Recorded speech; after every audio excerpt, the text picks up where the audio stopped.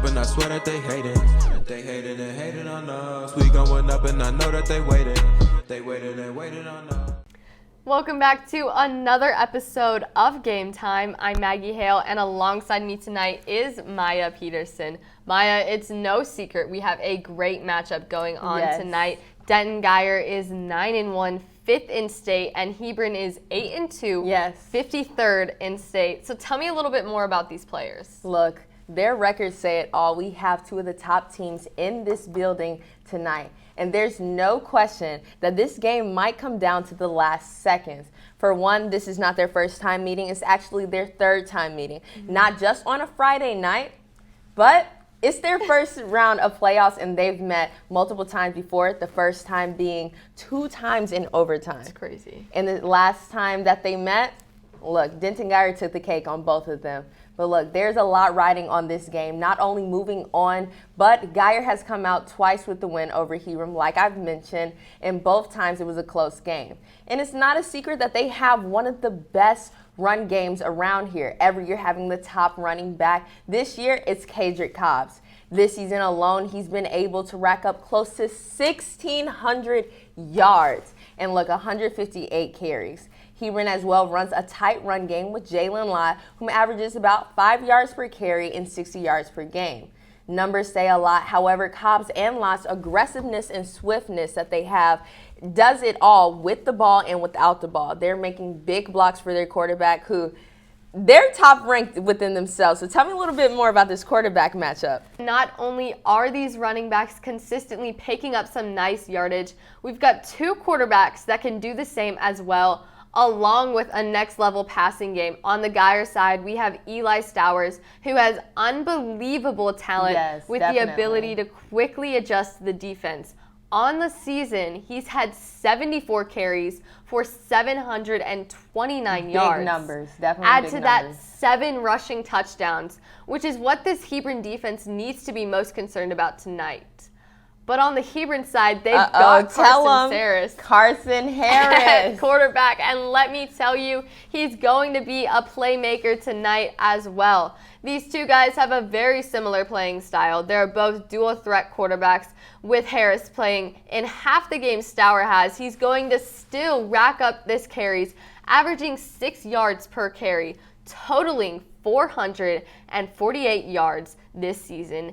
And he's accounted for 6 total rushing touchdowns this year. And we've raved about this offense, but both of these defenses are not forgotten. They are both going to have a strong presence on this field tonight. Once again, taking a look at first the Guyer side, Deuce Harmon is the defensive player I am most excited to see show out tonight. Harmon plays both sides of the ball, racking up 106 total offensive yards this season.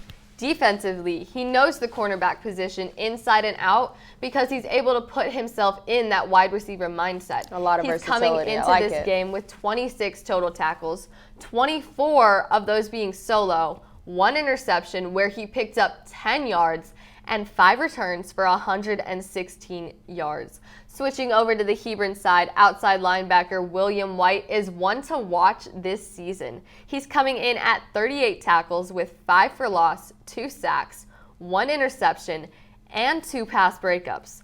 Across the board, this defense is probably the best defense I've seen all year. I can agree to that. But White is a player that's going to be able to switch up the pace tonight for Hebron.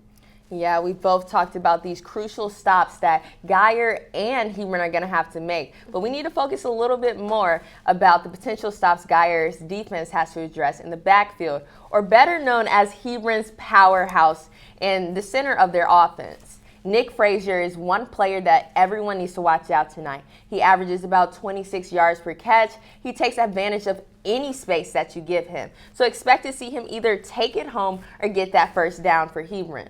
And although we talk about Guyer's strong run game all the time, it happens that their backfield is stacked. Let's start with Seth Meter, who is about 20 yards from reaching his 1,000-yard milestone.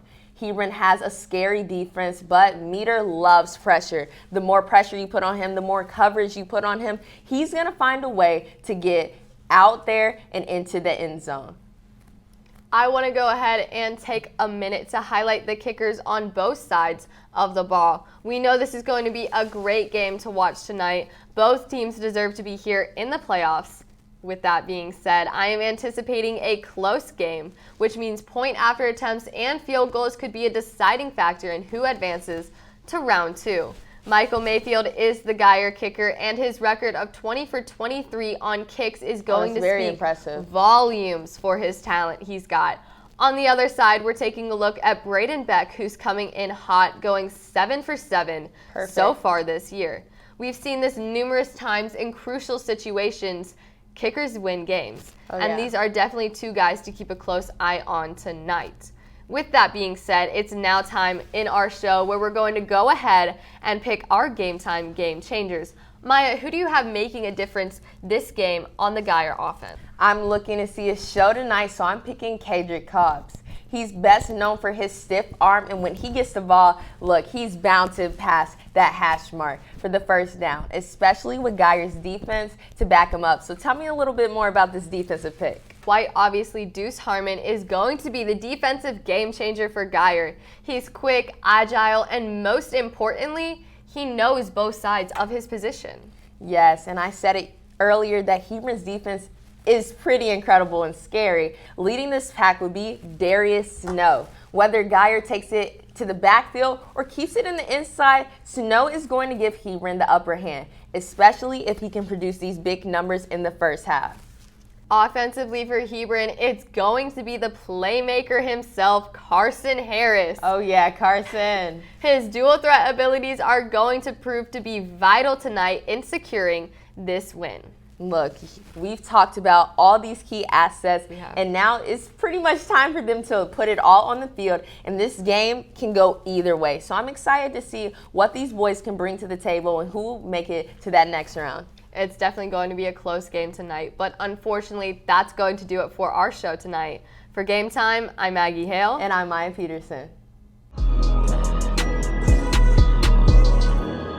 We going up and I swear that they hate it.